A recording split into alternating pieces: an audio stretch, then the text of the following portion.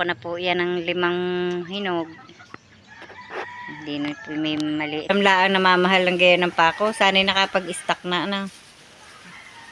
Tatay Romang ilabas yung ano, din inilagay. Ikadali naman ng init.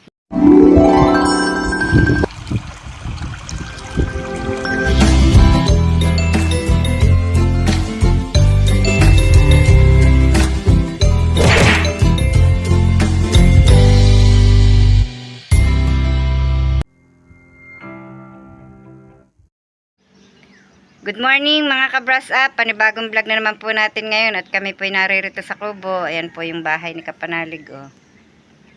Narito po kami at kami po ay nagpatay ng ilaw. Hindi pa po kami nakakauwi at kami po ay nagpapahingat, nanguha rin po kami ng gawaing walis. Kasama ko po si Camille. Ayan, nagpapahinga lamang po. Yun po ang aking kinuhang gawaing walis oh. Nasa sako, nandiyan po sa labas.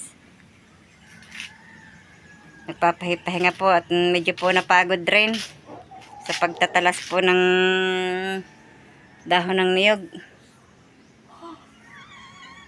Kami nga po pauwi na ni Camille. Dala ko na nga po itong aming pinanguha. At baka po makakapag-utay-utay magkayas po ng walis maya-maya.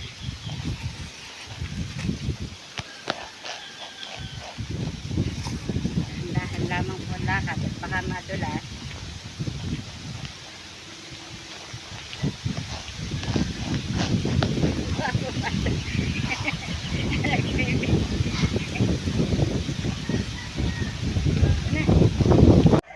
Nandito na po kami, kauwi na. Ang banas.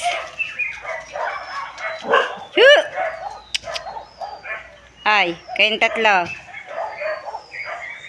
Nagkakaingay po ang aso doon sa kabila. Hindi muna ako sa labas at mahangin-hangin. Burnak, maingay. Ingay po tatlo.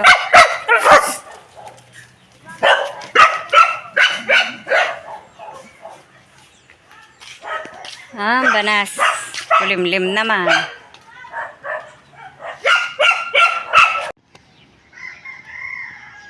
Ang amin po palang sili din hinuga na rin. Marami-rami din naman pong naibunga eh. Hanggang dito po sa likod ang aking halaman. Ari, parang namumulaklak na rin ang ganda ng kulay ng pinakadahon. Yung akin palang mga inipong kahoy na ari, hindi ko nakukuha. Yan ang kamatis ko. Tingnan niya, lalaki na ng bunga. Nakuhanan ko na po yan ng 5 hinog. Hindi na po may maliit pa rin puno pero namumunga na. Ayan, ang dami rin ng bunga ng kamatis. Tapos yung kalamansi ko po oh. Ang dami rin ng bunga. Ang dami rin mga bulaklak pa, namumulaklak pa. Palibhasa po inaalsa ng kanlong. Nawalan po ng sangga. Naiinitan po ng ayos. Nagbulaklakan po siya ng ayos oh. Yung pansangang dating hindi namumunga ay meron pong mga pagbubungahan. Ang dami nang ibubunga. Pero nga pong santol na rin namatay na oh. Kakahuyi na po yan. Ari pong likod namin ari inayos ng Tatay Roman para po maipunan ng lupa at nang hindi po umusos ng umusos. Tinambakan po niya yan ng hinarangan niya po yan. May tanim pong mga gumamela. Para po ang lupa hindi tumuloy na tumuloy sa ilalim. Yan, para po mapapatag din. At yun naman pong babang iyon, yung may mga hilera po ng gumamela. Tatamnan ko po yan ng patani. Ako nga po yung nag-ipon na ng binhi. Yan, ito pong kakawating ito, tatamnan ko rin ng patani. Ipuputol ko po lamang ari kay Tata Roman para po hindi tumaas masyado ang patani at nang hindi mahirap ang hanin. Para po pagdating ng araw may mapapanghanan po ng gulayin. Mahirap din po naman ng buti po kung may ibibili. Paano po kung taong wala? Kung may tanim po, di may mapapanghanan. Naku. Oh, ito pa po, ang puno ko ng kalamansi. Ari pa pong isang ari, kalamansi din. Ari lamang po, hindi pa rin po namumunga. Medyo nakakanlungan po siya ng abukado. Saka po ng langka. Ari pong aking orchids na ari, tingnan nyo po, ari pong pinag-anahang ari, di po ba'y nabali ang pagbubulaklakan. Kaya po natuyo na yung pinakabulaklak niya. Ari po ipadalwa dahil ari po ang una. Naputol din po, nabali. Meron na po uling sunod. Oh. Ang sipag pong mamulaklak ng orchids pong ari. May sunod na po uli. Yan oh. Napagbubulaklakan. Nakakatuwa naman. Kung ilang pong puno ito ari pa lamang po ang mamulaklak. Ari pa hindi pa rin. Ang dami po niyang sibol na pakpaklawin oh. Ito po yung mga pakpaklawin mga sibol pong yan. Yan. Ako nga po may panlipat pa uli din aray. Pang tanim ko po sa paso. Kaya po itinatanong ko kay kautol kung natuga ang kanilang tanim na pakpaklawin. Kung hindi, di bibigyan ko po ulit. Yun pa, ang langka. Hindi pa po ulit nabalik ang namimili. Malalaki na po ulit yung bunga. Mga santaan ako, namamalaklak na rin. Para po maganda rin ang bulaklak.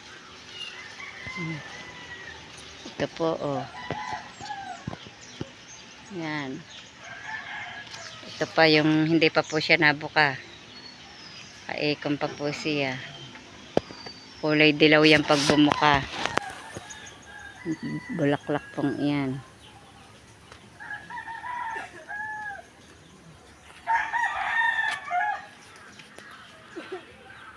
Ngayon po ay si Nanay Los ay nagpunta ng simbahan at naggawa po siya ng palaspas dahil ngayon po ay araw ng linggo at yun nga po palaspas.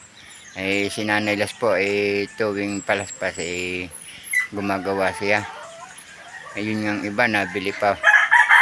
Kami naman ay hindi na siya na ang gumagawa ng palaspas. At ako po ay maggagawa ngayon ng puna ng biik para doon sa anak ni Luwa. Ngayon po ay ako na muna po ang nagpakain ng baboy at wala po naman pasok ngayon. Hindi nga po ako pumasok at yun nga po, araw naman ng linggo.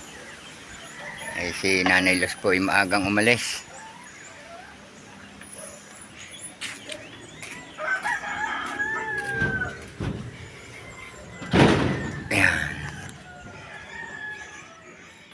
Kaya wala pa po dito si Camille, naruro sa baba at doon natulog. Medyo madilim po mga kabrasap. Hindi pa nga po nakakawalis. Nakalimutan ng pakainin ni Nanay Los ang kanyang mga isda. Ako na po magpapakain yan. Ngayon nga mga kabrasap ay nag-yes na ako, tapos ako ay kumuha pa ng yung puno ng kawayan na gagamitin dito sa kunangan ng biik. At inanay po, napabayaan ko doon. Hindi napataas kaya inanay. Sa ngayon po ay wala pa rin si Nanay Los. At titingnan po natin si Kinsley dito kung ano ang ginagawa ni Kinsley. Hi Kinsley! Hi mo na bebe! Pamimilihan Bebe! Hi muna, bebe! 9.7. Ayan. Yan po. Nanonood po ng iPad. Abugak si Clay. Isla.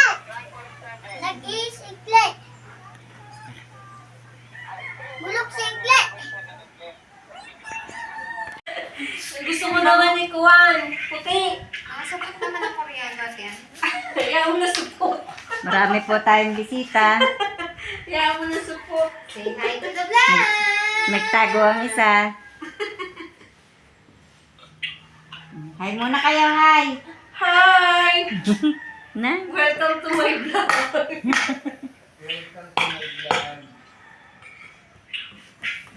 Si Tatay Roman po yun kung ano pong sinusungkit doon. Kasama ka sa iba ba? Ano bang ginagawa mo niya, Tatay Roman? Masarap yan tayo dun yung mga noodles nila. Ha? Una, Ay, nire-repair po pala yung una ng brick. Dahil malapit na pong mga anak, si Luna.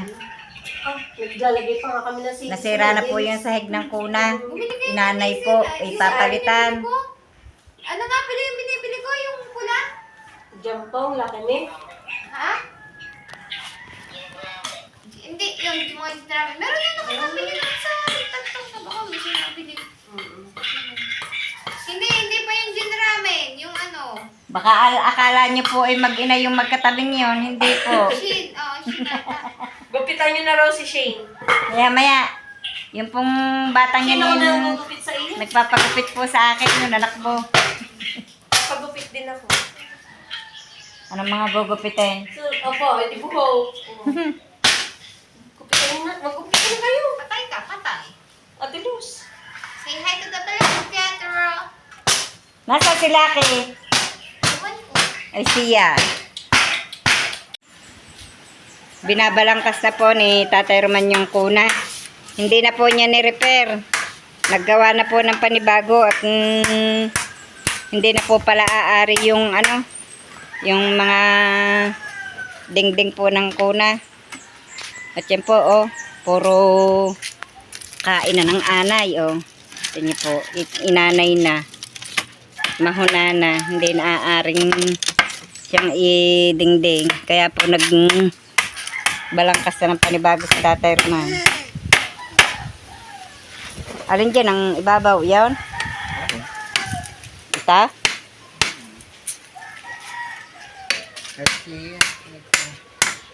Yan, may nakabantay po sa kanyang paggagawa. May nakabantay sa paggagawa. Ano ba? Ano, ayos, ineng? Ayos po? Opo. Hindi ba tabingi? Neng? Parang tabingi ang yari ng tatay. Opo. Yan ang ibabaw. Parang lalong maliit kabrasap yung ginagawa mong yan. Alis!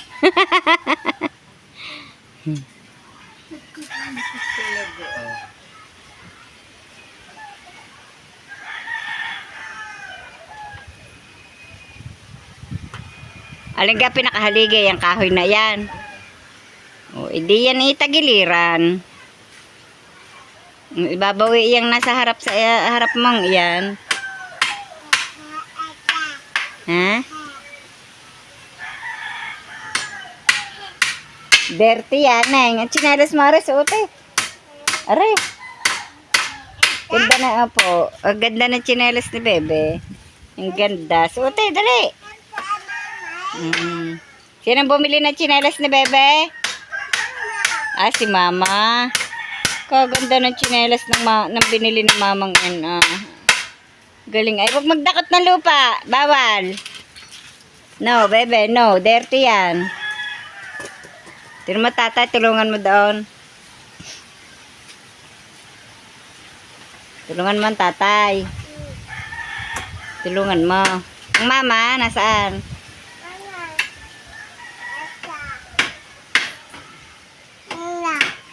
Didingdingan na po lamang sa sahigan. Alin ang pansahig yan? Yung kung yan? No. Ha? Ha? Kasya, kompleto na?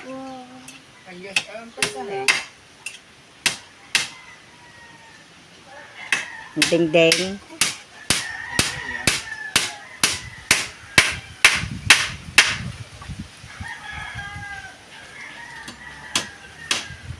Bumili nga po ako kanina ng 1 kilong pako. 100 na po ang kilo.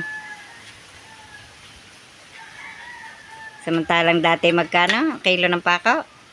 40. 100 na.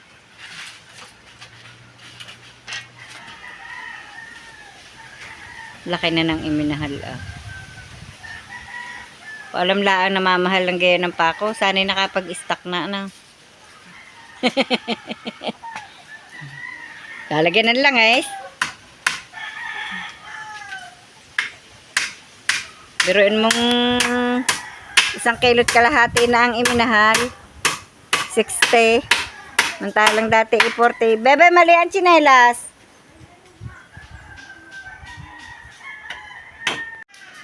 Ako nga po pala'y galing sa simbahan kanina at sumimba po ako, kasama po ako ng aking bilas. At kami po nagpalaspas. Oh. Ito po yung dala kong palaspas kanina. Kaya po kami sumimba. Araw po ng palaspas ngayon. Ako po taon-taon nagkukampo ng palaspas.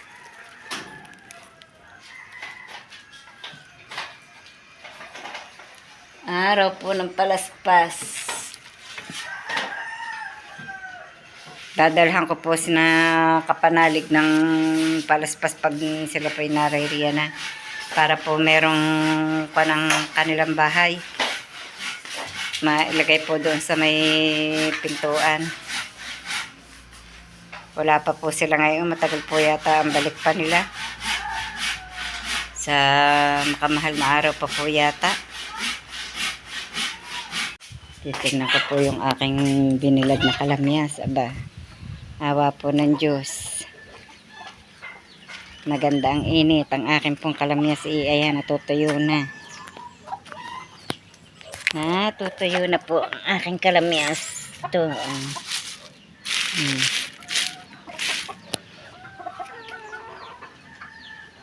Pati po itong nasa ibabaw ng upuan tingnan nyo. Medyo po na ganda-ganda na rin po ang pagkakakuha. Natutuyo-tuyo na rin po. Dini po meron pa rin. Taas na rin. May binilad pa rin po ako dini.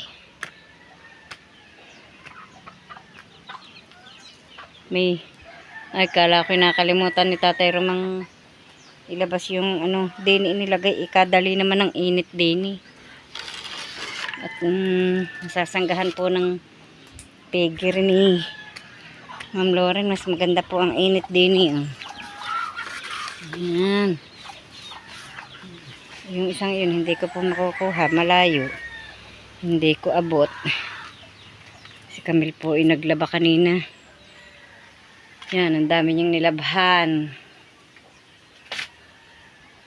Nilabhan ang kanyang mga kumot. Pati po ang aming mga damit dinamay na. Isang araw po ako naman ang maglalaba. May mga tira pa po doong ilang malibag lalabahan ko rin po at nang hindi matambakan. Kahirap din po pag natatambakan ng labahin. Ang lakas po naman mag-ipon ng malibag at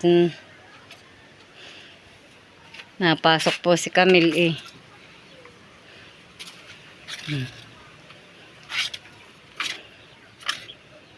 Yan, mga uniform ni Tatay Roman sa trabaho, kulay green. Tsaka po, aring pantalong are. Panarbaho ni Tatay Roman. 2. Parang hindi ayos ang dryer. Bakit?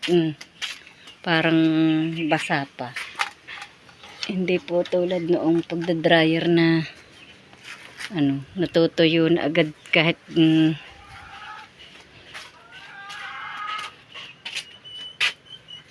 para pong kahit hindi ibilad pwede na. Parang hindi maganda ang ka-dryer. Lalabas ko din nakalimutan na din ang malibagan. Magandang gabi po mga ka-brush up. Maraming salamat po sa patuloy niyo pong pagsubaybay hanggang sa dulo ng aming vlog. At saan man po kayo naroroon, mag-iingat po kayong palagi. Bye-bye and God bless.